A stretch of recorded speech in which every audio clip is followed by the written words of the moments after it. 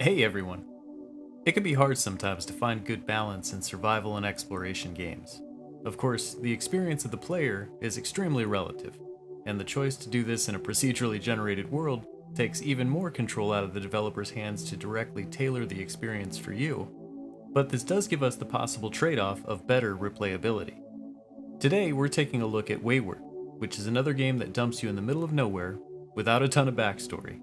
Comparable to our recent look at Stone Shard, we have another game that only moves when you move and allows you to plan out each step. To demonstrate some of the biggest differences between the two takes on a somewhat similar concept, Wayward's biggest strengths lie in a controllable difficulty curve, as well as a robust number of skills and weapons to choose from. Most everything crafted from the simple components of the world around you. I'll explore both of those concepts a little bit more in depth here, but one of the most core concepts of Wayward that I feel should be explained first is the crafting and dismantle system. First, understanding this will help make more sense out of why everything works together so well.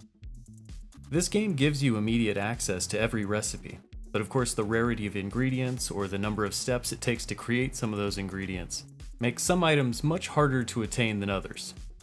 You can earn tree bark, for example, by chopping a tree and dismantling a log, which is a step that uses a tool to uncraft an item into more basic components.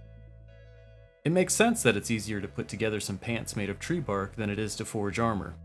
And skill levels attached to everything, including crafting, encourage you to practice.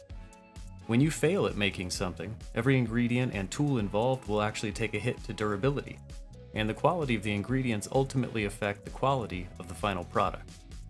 When all of these concepts come together, you end up in a position where you're heavily encouraged to make copies of the same item, because each are slightly different. Some will even attain magical random properties. This loops us around to the game difficulty, surprisingly.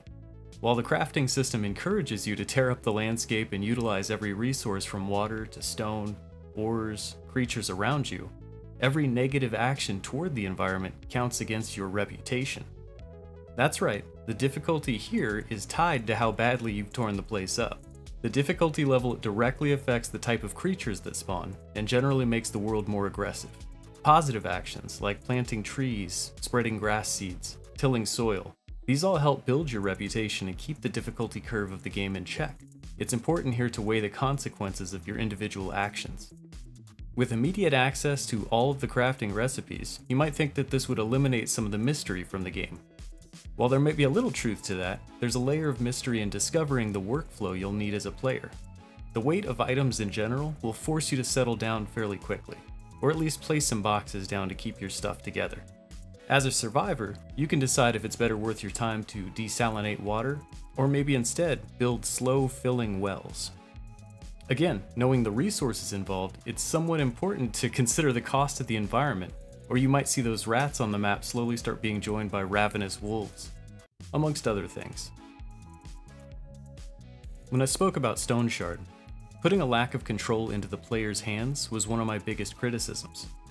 Wayward demonstrates how to do this in spades, allowing you to control the difficulty of the game through your actions, allowing for a permadeath experience or not, allowing you to choose to build traps or throw almost any type of item, building skills without a class system or a tech tree involved.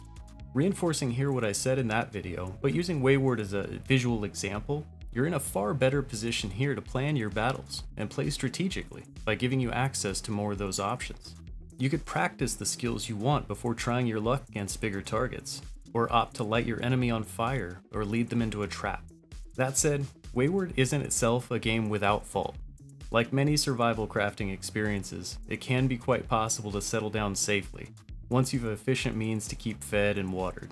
The reputation system can be exploited isn't the right word, but you can absolutely focus on positive efforts and keep the world extremely safe.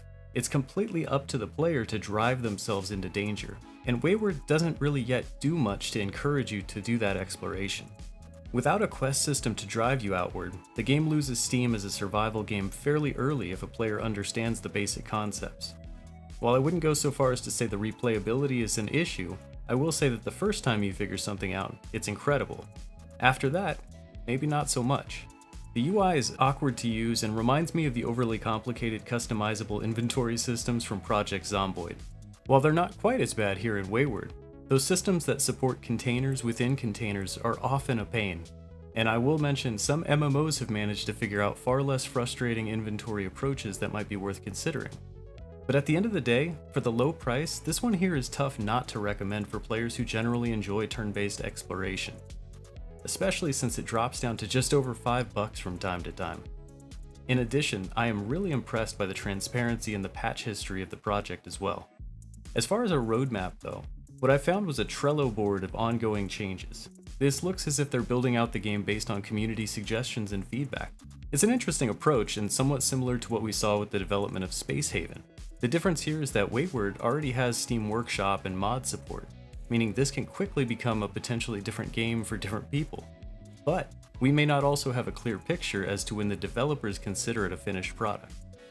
However, I only bring all of that up for transparency.